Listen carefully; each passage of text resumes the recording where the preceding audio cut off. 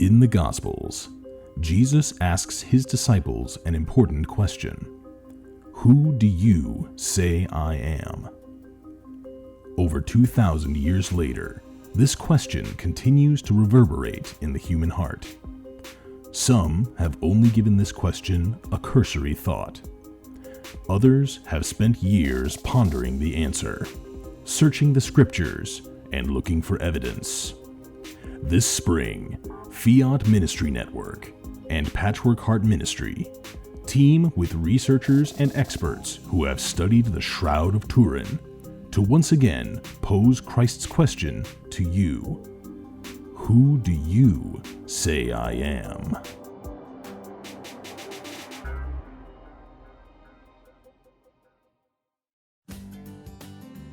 Today, many students go to college with numerous questions about their faith, yearning to know if the seed planted in them as a child is both true and practical.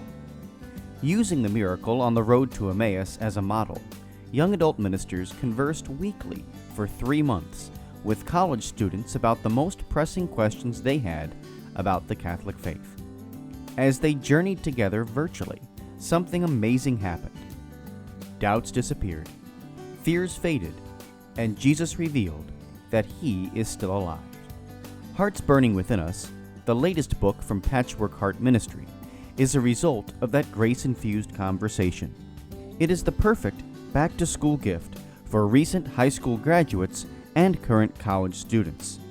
Get your copy for them today at patchworkheart.org or by calling 424-704-3278. That's 424-704-3278.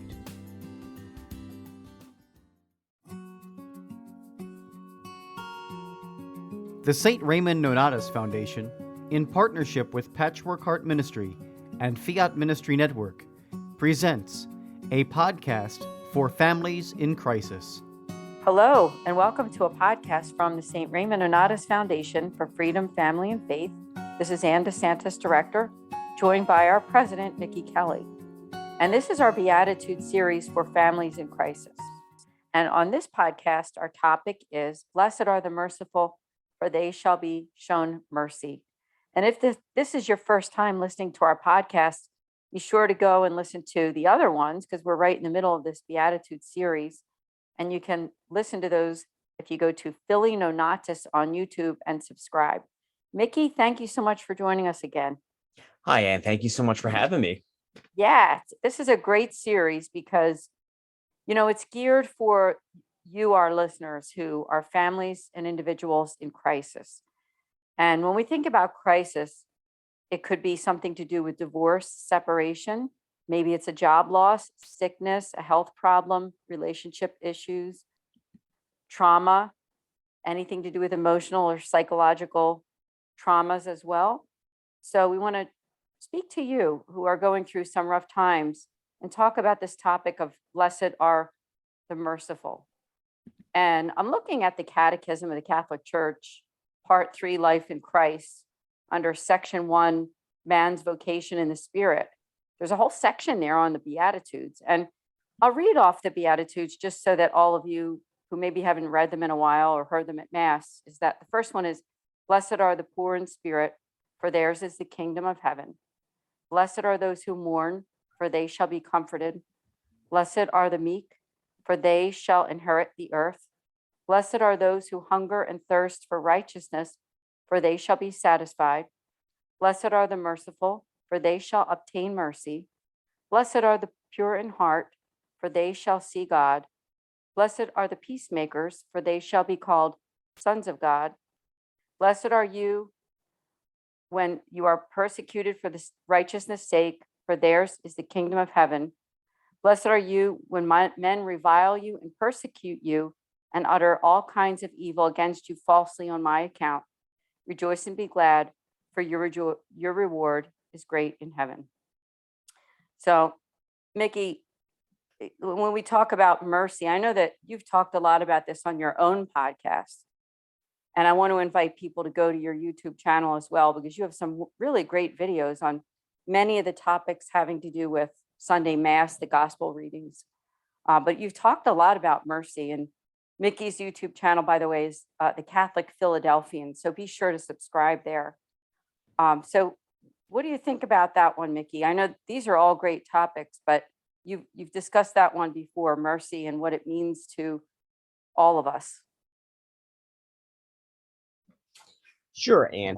Yeah, I just think that mercy is something that if there was a fourth virtue that we need an increase in our world today, and that is one of them. We have faith, hope, charity, but I think mercy would be a fourth one. Kind of like, like how they talk, like you read about like the four horsemen in the apocalypse, but these here are like the four virtues that are needed to reclaim our culture. And the reason I say that is because you look at our Holy Father, Pope Francis. He has been speaking about mercy even the moment he became the Pope in the Catholic Church, overseeing more than 2 billion Catholics. And mercy is needed now more than ever. I mean, it's not just like, if you think it's just about forgiving someone, it's not. Rather, it's a little more than that. Yes, you do want to forgive people.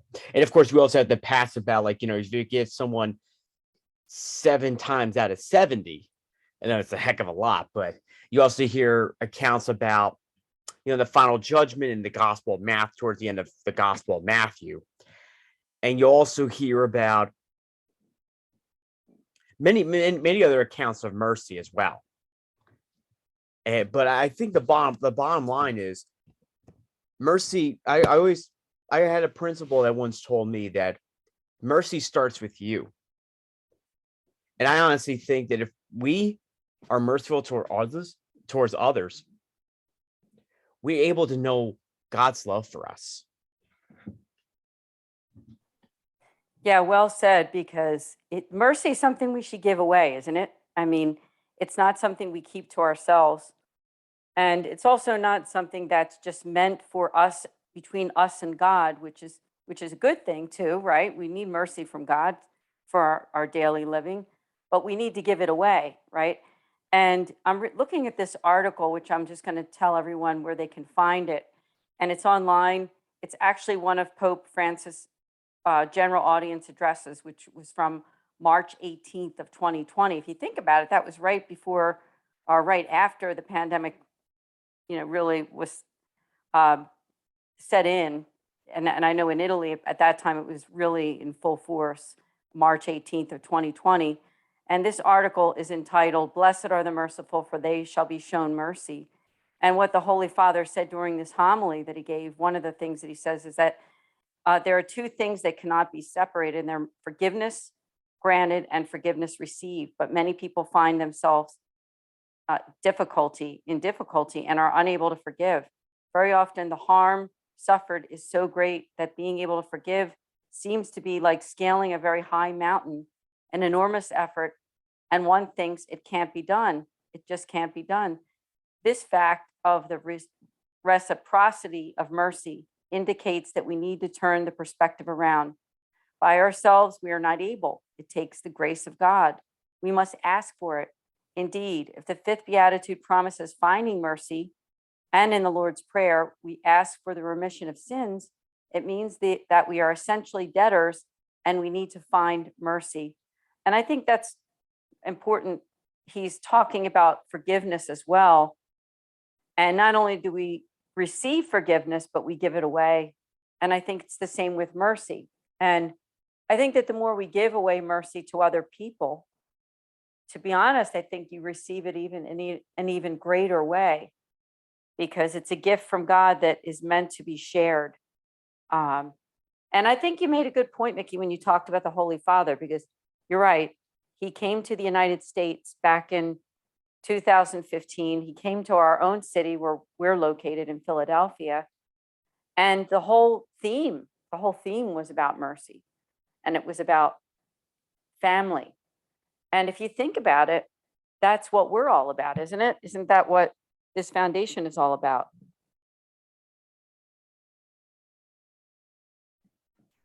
No, and I agree, actually. mercy is actually one of the cornerstones of our foundation. Of course, we want to help people to seek God's healing. And that is something that is that many of our peers are afraid. They're going to think, oh, if I go to confession, like, I'm going to be judged. I can promise you, the person who's afraid to go to confession, when you go in that confessional, you won't be judged. Instead, you will be forgiven. Now, if you do get judged, I suggest you find another priest. That I will tell you, friendly advice.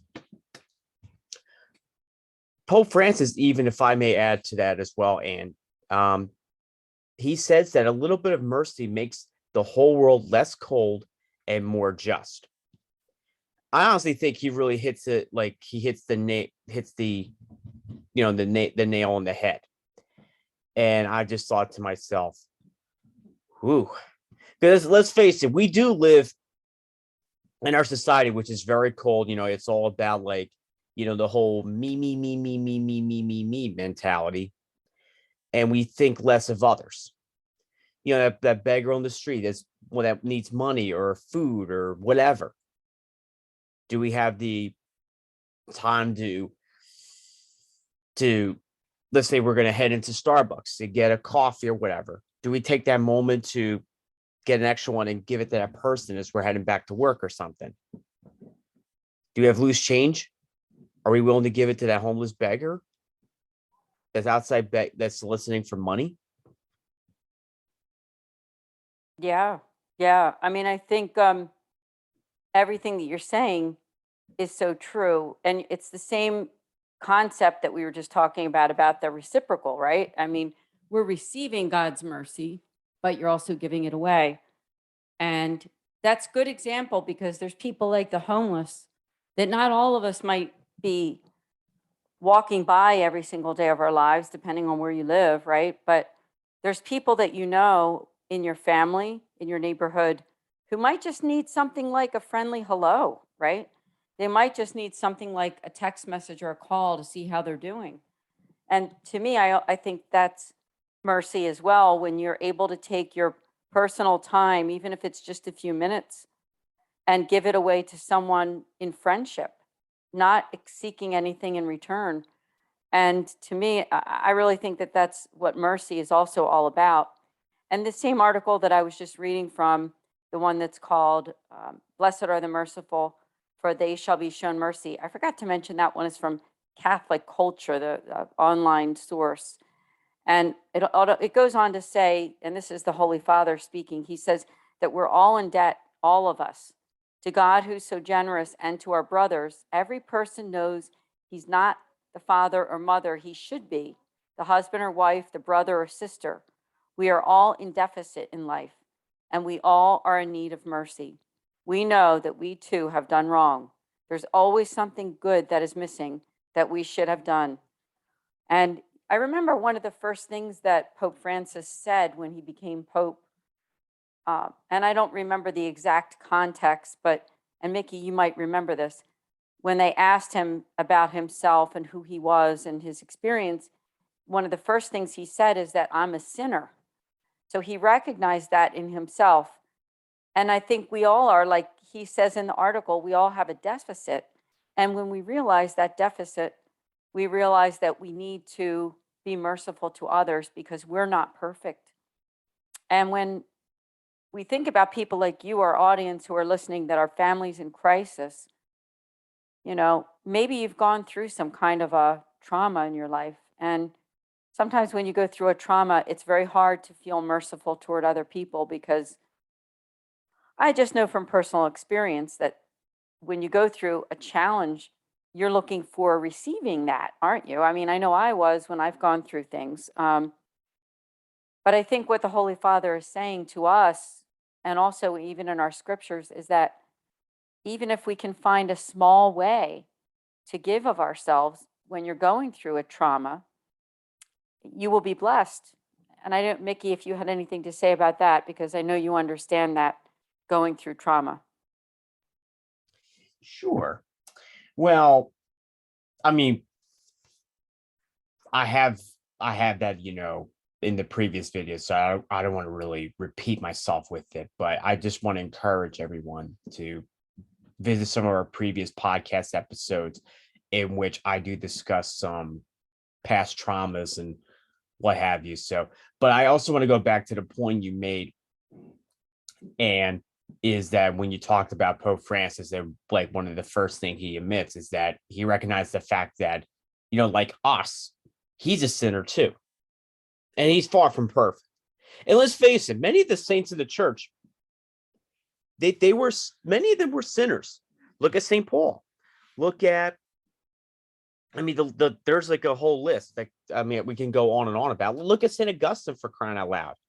He even admitted in his book Confessions, and it's still bringing people to the faith to this day. An ancient work by one of the great doctors in the church is still drawing people into the Catholic faith. It's all because of one thing, and that is God's mercy. It is endless. I even dig up a quote from the diary of Saint Faustina. Know, my daughter, that between me and you, there is a bottomless abyss, an abyss which separates the creator from the creature. But this abyss is filled with my mercy. This is from the Divine Mercy of my soul, Saint Faustina, 1576. Now, I think what we understand here is that no matter like all the sins in the world, you just throw into that abyss and you're not going to see it anymore. And there's also one more powerful thing about that. There's an Osha of Mercy. You throw all the sins in there, whether it was gossip or cheating or stealing, to some that, they committed sins of the flesh. All those sins, are tossed into that ocean, and it's gone. And all you see is that kind of like that ripple when something's like thrown in the water, but you don't see it anymore. That's how endless God's mercy is. I'm so glad you brought that up, because the divine mercy is really, it's an amazing prayer, but it's really just an amazing theology, really, if you think about it. I remember when I was first introduced to it, I guess it was probably early 2000s. I had never heard of it, believe it or not, but it was a favorite prayer of St. John Paul II. And a friend introduced it to me and explained it to me that it's a prayer that can be prayed at the bedside of a dying person.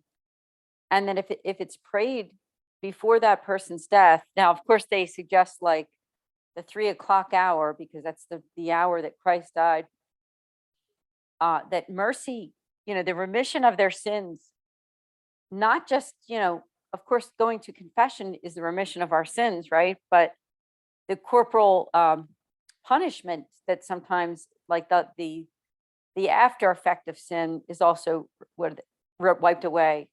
That punishment, what do they call that?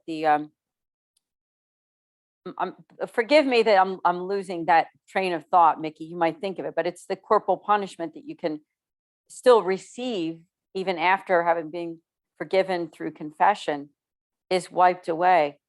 And it's an amazing prayer. So if for you who are listening, and if you've never prayed it or you don't know much about it, I just suggest to go online and key that into your Google, or find out more about the prayer to the Divine Mercy.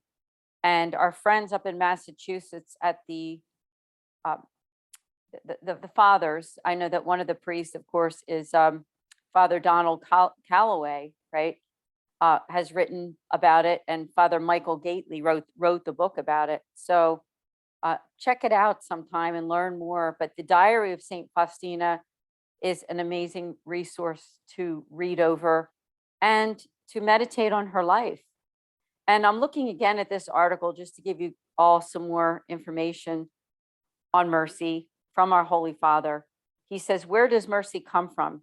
Jesus told us, be merciful, just as your Father is merciful.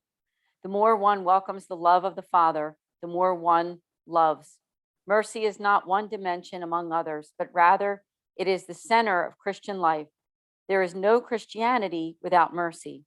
If all our Christianity does not lead us to mercy, we have taken the wrong path, because mercy is the only true destination of every spiritual journey.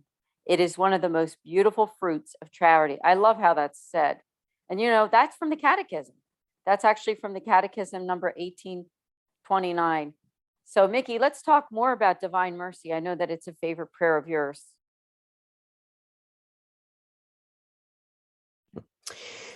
Well, I first learned that when I was in the 5th grade, actually. And it was actually around this time of the year, actually. It was like, well, liturgically speaking, it was I was learning it for Lent. And we were praying it, I'll say, some like after school assembly.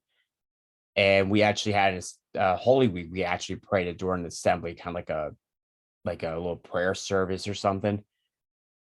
Which was like an excuse for me not to be bored to death in a classroom, of course. Many can relate to that.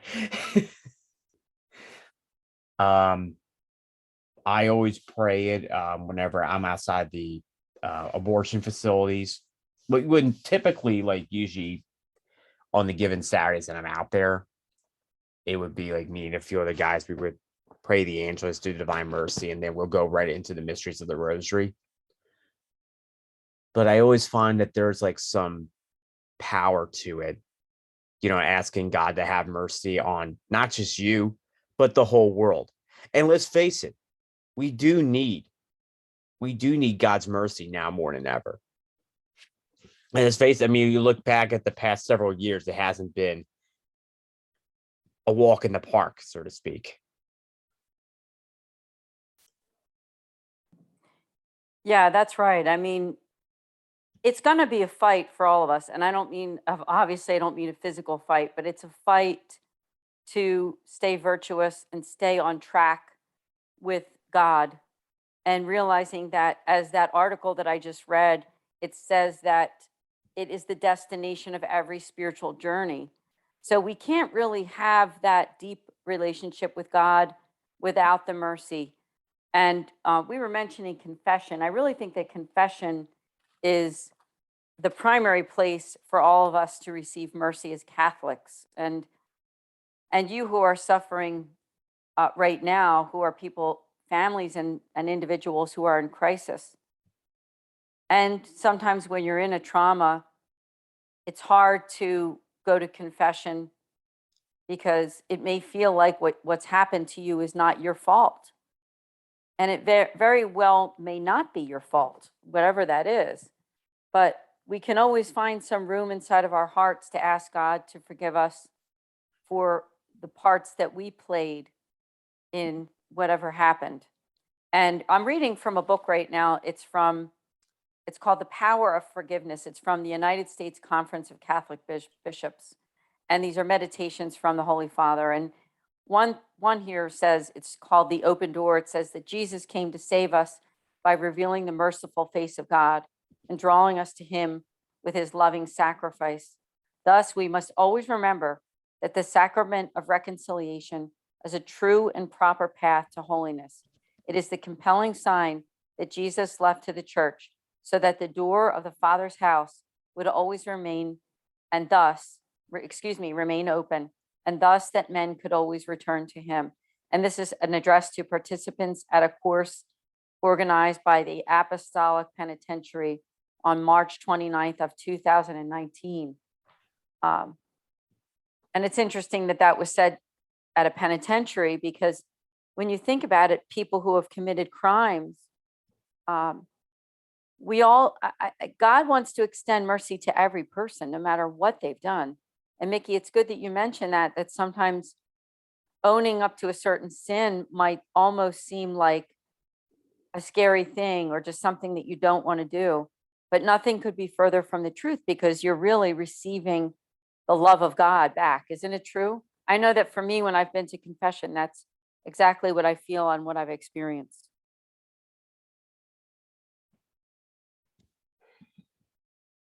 Yeah, actually, and just thinking about what you just said, I always think of, I mean, this is probably a bit, I always think of the time, like as a Star Wars fan, I always think of one analogy I can offer is in the third movie of the final trilogy, Luke senses that he can bring his father back to the good side. He has to try, so to speak. Spoiler alert, he does. But to back up a little bit, is that the one thing he has to understand is that he has to face him. Like when the first time he faced him, he did it kind of prematurely. But the second time around, he wanted to extend that saving. I kind of think of it as like when Luke saves his father from the dark side, so to speak, in Star Wars. And as the whole thing progresses, there was that lightsaber duel, and he chopped off like in the previous movie, like Luke's hand was chopped off by Darth Vader, and then Luke does the same thing, in Return of the Jedi, and when the Emperor tempts him to kill him, Luke resists, of course. And then what does his father do? He saves his son by defeating the Emperor. I mean, I honestly think that's like something right there where, like, you were, and of course, in the process, Luke was begging, I kind of think of it, he was also begging for mercy as well, from his father, and he did get it. And no one at all is far from God's mercy. Look at, St. Paul. He was a murderer. He murdered, St. Stephen. But along the way to when he was on the road to Damascus, he had a radical conversion that blinded him. And then he wrote these epistles that we hear on, I'll say 90% of the time during the liturgical year. 90% of the letters we hear for the second reading after the responsorial psalm is coming from St. Paul. 90% of the time, of course. You look at St. John Paul the Great. It's funny, we were talking about him in this podcast episode, and he was a messenger of mercy himself. I should also say he was also an apostle of mercy, because he grew up in Poland, and at the time too, it was under communist occupation. Well, first it was the Nazis, and then of course when the Cold War was heating up, no pun intended, of course, the communists were taking over the Soviet bloc, and of course you had the Iron Curtain and everything. And also during those tumultuous years, St. John Paul the Great was losing friends. He lost family members too. And he could have chosen to be bitter, yet he relied on God's mercy. And that's what got him through the ordeal, all life's ordeals. And he was tested too back in May 1981 when someone from the KGB tried to murder him, because they knew that communism was about to fall in Russia. They knew that St. John Paul the Great was Russia's number one enemy, and this guy tried to carry out something. By birth, he was He was from Turkey, and Turkey doesn't like it when you try to kill, a religious figure like the Pope, because that's like an automatic death sentence. But main on point. One of the things that St. John Paul the Great did, it's one thing you preach about these things, but you put it in action, and he did.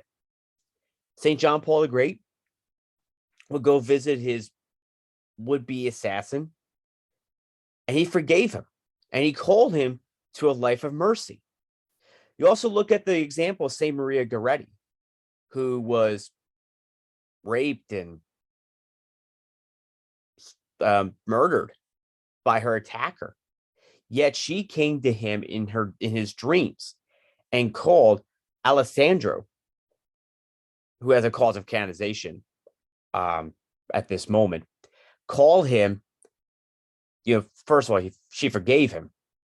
Secondly, she appeared to him in dreams, and he called him to a life of penance. So you see, no matter how great the sin is, mercy is still in plain sight. All you need to do is keep your eye on it. You have to pursue that mercy. And I say to those of you, I urge you, go to confession. God's mercy is waiting for you. It's not going to come to you. You must go to it.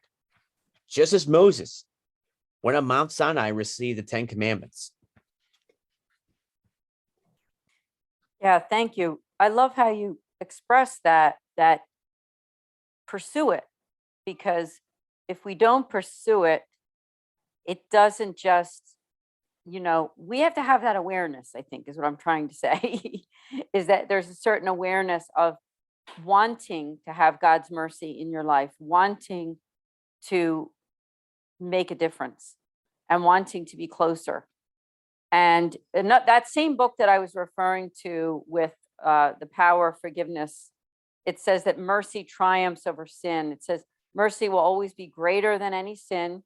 No one can put a limit on the love of the all-forgiving God. Just by looking at him, just by raising our eyes from ourselves and our wounds, we leave an opening for the action of his grace. Jesus performs miracles with our sins, with what we are, with our nothingness, and with our wretchedness. And that is from a book called The Name of God is Mercy, 2016. So check that book out sometime. Again, this is from the book from the United States Conference of Catholic Bishops called The Power of Forgiveness, with a lot of different quotes in it, but namely quotes from the Holy Father and general audiences. And I like the one thing that it says here, that it's an action of his grace. We can never forget that it's a gift, right? It's a gift. And it is that gift that I was saying at the beginning of the podcast that's meant to be given to others. And so if you're that family in crisis, an individual for whatever reason, I mean, it could be a multitude of things, as we talk about in our foundation, that we help people affected by divorce. We help marriages that are in trouble, job loss, relationship issues, sickness, all kinds of things related to crisis.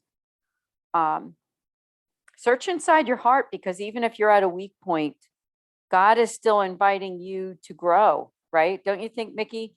You're still invited to grow even when you go through challenging times. I agree for sure. I agree for sure, Anne. I mean, I always tell people, if you trip and fall, get back up and keep moving forward. That's the thing about sin. And if you also remember the first Sunday of Lent, regardless of what year cycle it is, you always hear about the account of when Jesus is tempted in the desert.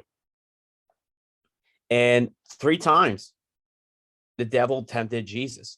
Yet the fasting he did for those 40 days prepared him for that very moment in which he triumphed over temptation. He triumphed over Satan. And let's face it, I mean, like, there's a certain, like, you can live about 8 days without food. I mean, I don't know about you, but I'll probably look like one of those, if you remember seeing one of those documentaries on World War II about the Bataan Death March, I'll look like one of those prisoners after being liberated after so many years. So, but I also think too that with the reality is people are scared, and they shouldn't be anymore, because we have to. Everyone needs to pursue mercy, as we were just saying this moment ago on this podcast. But we encourage you to pursue it. And if you fall down, don't panic. Especially with this podcast, everyone will be listening to this in the midst of their Lent journey, most likely halfway through the journey. And sometimes you need this halftime, locker room speech. And here it is. So don't be scared. Don't be afraid. And the worst thing you can do is if you do get knocked down, you just give up. How often do we see boxers, when they get knocked down during a fight, they let that referee count up to 10 and say, you're done? That's the worst thing you can do on your Christian journey. But the best thing you can do is get up and fight your opponent harder. Now, your opponent, as St. Paul reminds us in Ephesians, is not the flesh and blood, but rather is the principalities of this world. But we must overcome them in order to be into the next world.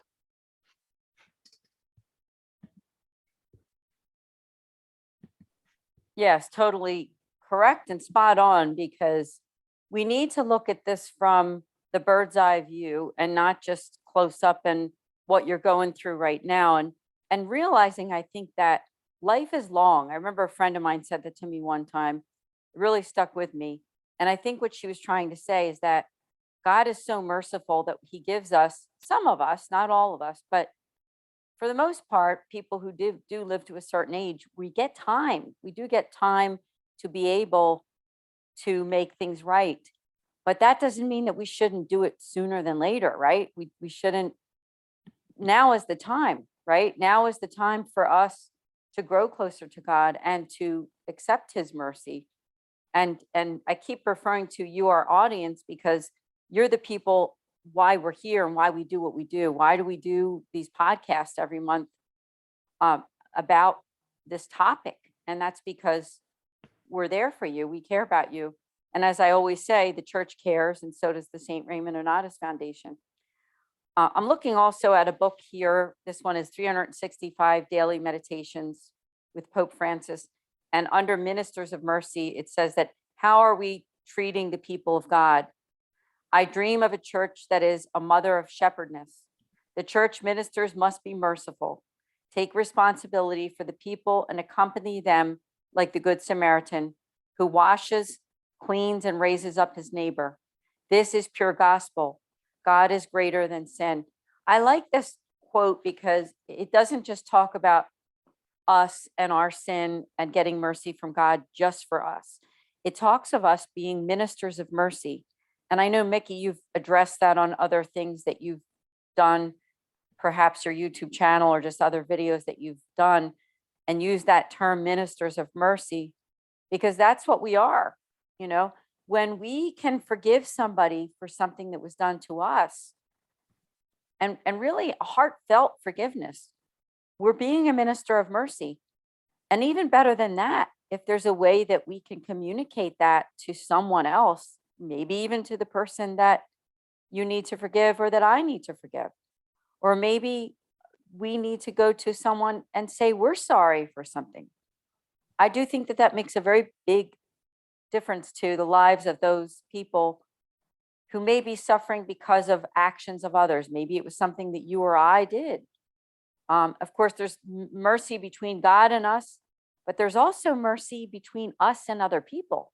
And I think we need to keep that awareness that living our lives as ministers of mercy really does make a difference for the whole world. Wouldn't you agree, Mickey? Yes, and actually, we are called to be ministers of mercy. Just as Jesus, he really laid the groundwork down for us. And we have to go out there and share that mercy to those in need. Trying to think of a quote. Forgive me here. There's a quote that C.S. Lewis reminds us that justice shall be mixed with mercy. Now, I kind of think of justice and mercy on the coin on the same, they're like the same sides of each coin. Because you see, we have to understand that, people need, we can't just judge people. We have to, help, we're called to help people. Because let's face it, no one's perfect at all. I mean, gosh darn, I could agree with a lot of people on that one. But sometimes we have to understand that each person you encounter is Jesus.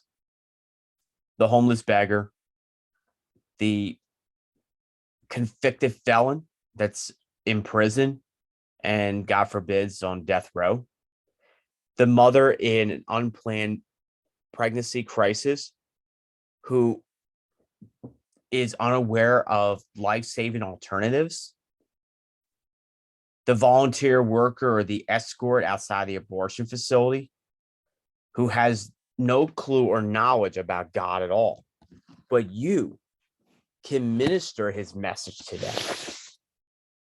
To that student who keeps slacking off in school, Jesus is in him too, or her. Those simple things. Every time you see Jesus, you will see an opportunity to extend his mercy.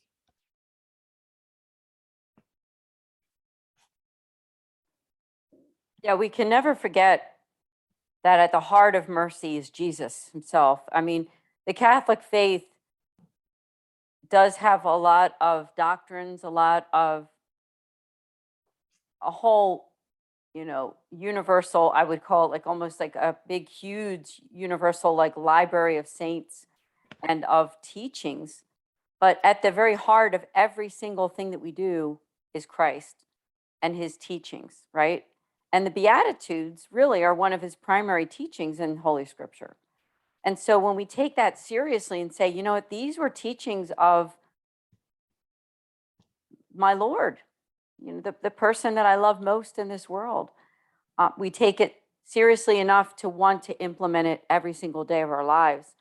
And Saint Therese of Lisieux, one of the doctors of the church, she said, how happy I am to see myself imperfect and to have such need of God's mercy at the moment of my death. And if you think about it, she lived a life where she was challenged, living around the religious sisters that she was with all the time as a cloistered nun. And her virtues were for challenged, just in being a good listener, and being able to, put up with, I would almost use that word, with the vices of other people. And she became a person of a very good listening ear to other people. And I think that God wants us to do that when we exercise mercy in that particular way, when we can listen to other people's stories, let them have an opportunity to share. And we can then allow them to feel loved, right? Because part of mercy is also giving love to other people. And a great way that we can show love is just by being a friend to somebody. And maybe it's someone that you normally wouldn't be a friend with. But for you who are listening, our families in crisis, our individuals, we want you to know that that's who we are to you as this foundation. And just to remind you that you can talk to us, you can reach out and make your free appointment for a free pastoral consultation with a Mercedarian friar, the religious order that founded us. So just be sure to go to our website at nonnatus.org and connect with me as director, and I can set that up for you. I would really be happy to do that. Mickey, I didn't know, as we're heading toward the end, if you had anything else to say on mercy. I do want to leave everyone with a quote from St. Augustine. Our sole hope, our sole confidence, our only assured promise is your mercy. And I believe that might have been from his work Confessions, and we mentioned this earlier in the podcast episode. But of course, St. Augustine, even though he was lost, he was found through the mercy of God. And he will find you as well. All you need to do is keep looking for him and listen to his voice that may be coming through others who want you to embrace his mercy now. Thank you so much. You're right. Embrace his mercy now. And when this podcast is airing, we are still in the Lenten season. And this is a perfect time for all of us, you and me, Mickey, all of us, to grow closer to God. Now is the time. Receive God's mercy. And may I say, as we've talked about so much during this podcast, is that one way that you can receive that mercy is through the sacrament of reconciliation and confession. So I do highly recommend that to all of you, to giving you that healing and giving me the healing that we need with the Lord. But also take this time to do what we do during Lent, prayer, fasting, and almsgiving. And that is also a way that you can exercise mercy toward other people and, of course, to yourself too. So, Mickey, thank you so much again. We're going to be back again next month. Appreciate you joining us, Mickey, as my co-host here. Always a pleasure, Anne. And for those of you who are listening to this podcast, just to be assured that Anne and I will be praying for you. And we're here to help you. Amen. Check out our website, as I always say, at nonnatus.org. All of our social media, St. Raymond Nonnatus Foundation and Philly Nonnatus. Will be back next month, the last Thursday, for the Families in Crisis podcast series of the Beatitudes. God bless everyone. See you then. Take care. Thank you for listening to this podcast. For more information about the St. Raymond Nonnatus Foundation, visit nonnatus.org or email director.srnf@gmail.com. Today, many students go to college with numerous questions about their faith, yearning to know if the seed planted in them as a child is both true and practical. Using the miracle on the road to Emmaus as a model, young adult ministers conversed weekly for 3 months with college students about the most pressing questions they had about the Catholic faith. As they journeyed together virtually, something amazing happened. Doubts disappeared, fears faded, and Jesus revealed that He is still alive. Hearts Burning Within Us, the latest book from Patchwork Heart Ministry, is a result of that grace-infused conversation. It is the perfect back-to-school gift for recent high school graduates and current college students. Get your copy for them today at patchworkheart.org or by calling 424-704-3278. That's 424-704-3278.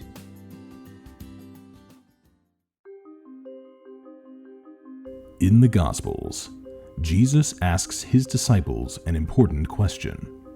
Who do you say I am? Over 2,000 years later, this question continues to reverberate in the human heart. Some have only given this question a cursory thought. Others have spent years pondering the answer, searching the scriptures, and looking for evidence. This spring, Fiat Ministry Network and Patchwork Heart Ministry team with researchers and experts who have studied the Shroud of Turin to once again pose Christ's question to you. Who do you say I am?